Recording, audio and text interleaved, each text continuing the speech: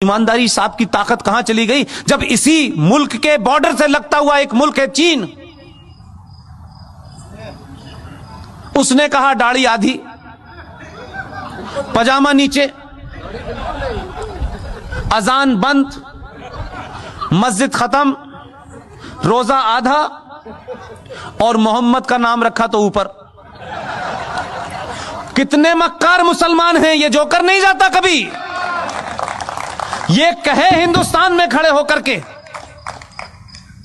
कि ईरान के अंदर, चाइना के अंदर मुसलमानों के साथ बड़ी नाइंसाफी हो रही है, यहां से कहोगे यहीं से उठवा लेगा वो।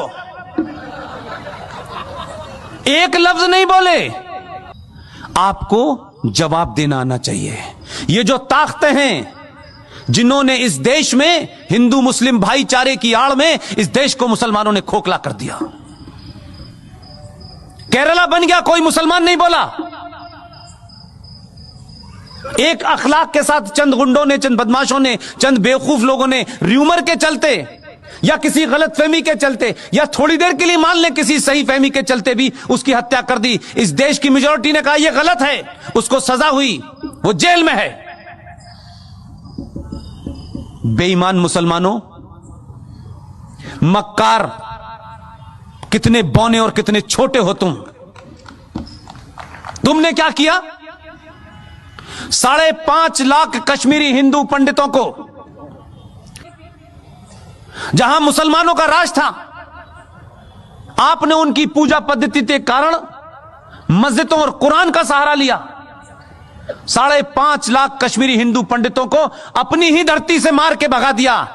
हिंदुस्तान में एक भी मुसलमान, दाढ़ी वाला और बेदाढ़ी वाला, लिबरल, मॉडर्न, बॉलीवुड से लेकर के आसाम तक एक भी मक्कार मुसलमान नहीं निकला जिसने यह कहा हो कि भारत की धरती के ऊपर यह कैसे हो सकता है, कैसे इन कश्मीरी पंडितों को मारा गया, इनका कसूर क्या था, यह बताओ। एक नहीं खड़ा हुआ, चुपचाप हो गए, ये होने दिया। लेकिन बार बार बीच में निकल में आते हमारे साथ बड़ी ज्यादती हो रही है, अभी तो शुरू हुई है।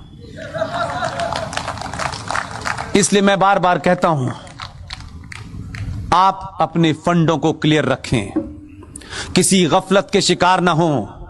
ये जो इस्लामिक आतंकवाद इस देश में है, जिसे कॉन्स्टिट्यूशनली, सोशली, पॉलिटिकली इस देश में बढ़ावा दिया गया है, ये जो घर वापसी आप कहते हैं, घर वापसी तो होनी चाहिए, लेकिन ये वो घर वाली वापसी जिसमें आप बिजी हो, उसमें मैं बिजी नहीं हूं।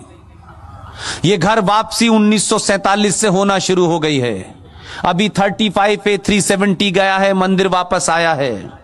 अभी काशी भी लेना है, मथुरा भी लेना है। इसके बाद में यूनिफॉर्म सिविल कोड भी आना है। इसके बाद में एंटी कन्वर्जन भी आना है कि जिनकी किताब ये कहती है कन्वर्ट करो, उनका दिल भर जाए। इस बार इतना कन्वर्ट करेंगे, चिंता मत कीजिएगा। इसलिए आने वाले दिनों में बहुत सारे बिल तैयार हैं। इसलिए मैंने आपसे कहा, चुनाव के हार जीत से कोई फर्क नहीं पड़ता है। चुनाव हार जाएं, लेकिन राष्ट्र नहीं हारना चाहिए।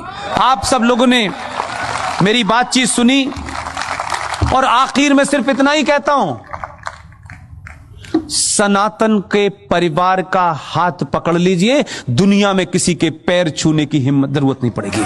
बहुत बहुत शुक्रिया, थैंक यू वेरी मच।